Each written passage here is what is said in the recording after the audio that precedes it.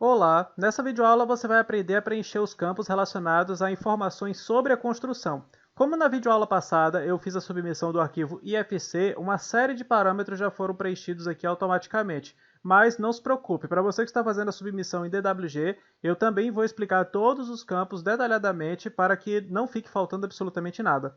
Uma pequena observação que eu não comentei sobre a parte de submissão de arquivos em IFC na videoaula passada é que o Viewer, o Metropolis Viewer, ele precisa estar instalado e aberto no seu computador. Então, no momento que você estiver submetendo seu arquivo IFC e o formulário do Simplifica estiver fazendo a leitura dos seus dados, é necessário que o seu Metropolis Viewer esteja aberto no mesmo computador para que possa ser feita a estratificação dos valores. Essa é uma informação muito importante, eu acabei não comentando isso na videoaula passada.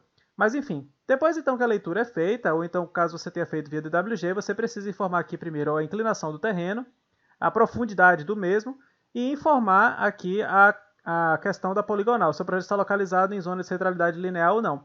Todas essas informações que são sim ou não, elas precisam ser preenchidas mesmo para aqueles que fazem a submissão do arquivo em IFC. Então aqui você deve clicar em sim ou não, a depender da situação do seu terreno.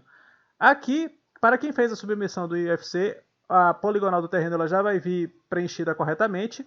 Para quem não fez a submissão do arquivo IFC, você tem duas opções. Você pode manualmente começar a clicar no mapa aqui para começar a fazer inserção de pontos, mais ou menos desse jeito que eu estou fazendo aqui. Claro que ele já vai completar em cima do que eu já tinha anteriormente, mas caso eu não tivesse nenhuma poligonal, ele ia começar a fazer o desenho a partir de um desenho puro. Então, existe essa opção de fazer o desenho manualmente. Não se preocupe que nesse mapa ele não precisa estar precisamente perfeito dentro das medidas do seu terreno. Aqui é para ter uma noção de dimensões da sua topografia e dentro desse mapa. Existe também a opção de vocês importar o DXF georreferenciado. Então, para aqueles que estão fazendo em CAD, você também pode fazer a importação do seu DXF, é só clicar nessa opção e selecionar o seu arquivo DXF que já deve estar georreferenciado. Existe uma videoaula na parte da classificação do Revit explicando como gerar esse arquivo DXF de forma adequada.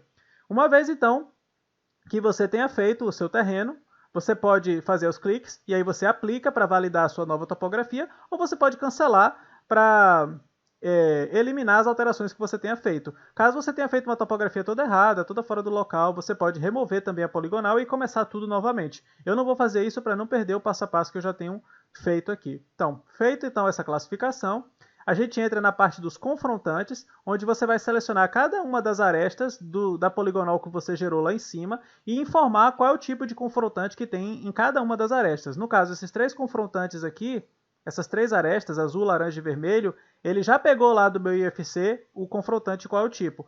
Caso você tenha feito no DWG, você vai selecionar aqui a aresta, vai clicar em editar e vai selecionar o tipo de confrontante, com base nas especificações, que são as mesmas especificações lá da legislação de Salvador.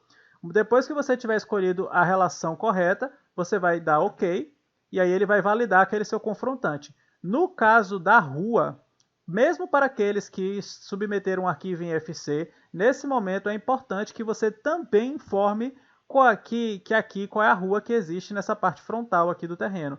Então você vai selecionar essas arestas, você vai clicar em editar, e aí você vai selecionar aqui o confrontante, no caso a rua.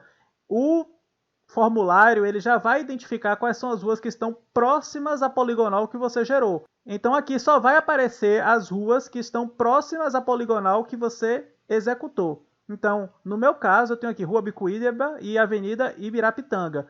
Essa parte frontal aqui, ela está vinculada à Rua Bicuíba, como a gente pode inclusive ver aqui no mapa. Então eu vou selecionar a Rua Bicuíba. Aqui dentro ele já pega automaticamente a extensão da testada, independente de ter feito em IFC ou não. E você vai colocar depois aqui a informação da largura da calçada e a cota de nível da calçada. Depois disso, você deve também informar se haverá alargamento da calçada. Se você colocar como positivo, você deve informar a nova largura, quer dizer, a largura da calçada existente, a largura da faixa de terreno doada e a área de faixa de terreno doada. Você tem que informar todas essas informações.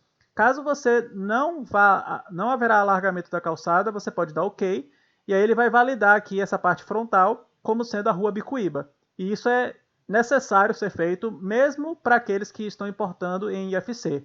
Tem que fazer essa declaração aqui frontal. Depois você pode aplicar ok?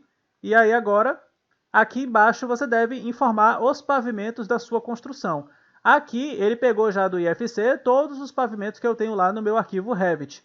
Para aqueles que estão submetendo em DWG, você vai ter primeiro aqui o térreo, é o único que vai aparecer. Você deve informar a área construída do térreo e a cota de nível do térreo, e você deve adicionar pavimentos conforme a especificação do seu empreendimento. Lembrando que não é necessário você criar uma linha dessa para cada um dos seus pavimentos. Se você tem pavimentos tipo, você pode criar um só, informar a quantidade e a área construída dele, que aí o formulário vai entender que aquela área construída se multiplica pela quantidade de vezes que ele se repete. Você também pode adicionar subsolos, que são todos os níveis abaixo do térreo, são subsolos, e deve também informar a área construída de cada um desses subsolos, de forma que você contemple todos os pavimentos da sua edificação. Aqui é necessário que você informe se há floramento da construção em subsolo, tanto para quem vai submeter em DWG quanto quem vai submeter em IFC. Na parte de garagens, você também deve selecionar aqui os pavimentos que você já criou anteriormente. Todos esses pavimentos que foram criados anteriormente, eu devo selecionar um deles e informar a área construída de garagem naquele pavimento. Se aquele pavimento ele for exclusivamente para garagem, você pode marcar a opção somente garagem, que ele vai computar toda aquela área daquele pavimento como sendo uma área de garagem. É uma forma de você economizar o tempo aqui de preencher essa informação.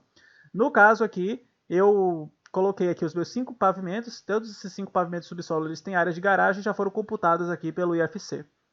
Por fim, você vai entrar aqui nos tipos de unidades habitacionais, onde cada um dos tipos de unidades habitacionais você deve adicionar uma descrição, a quantidade de vezes que aquela unidade se repete na sua edificação e a área útil / área construída de cada uma dessas unidades. Então, esse empreendimento aqui eu tenho 5 tipos de unidades habitacionais. Um deles, a maioria se repete 20 vezes, apenas um tipo se repete 40 vezes. E aqui eu tenho a relação de área útil e área construída de cada uma das minhas unidades habitacionais tipo, ok?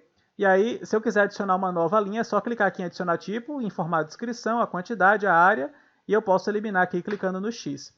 Por fim, a última informação é que eu tenho que colocar aqui é se existe unidade habitacional com possibilidade de ajuste para PCD. Tanto, mais uma vez lembrando, tanto para quem faz em IFC quanto para quem faz DWG, essas informações de sim ou não devem ser preenchidas. E aí, por fim, você pode clicar em aplicar.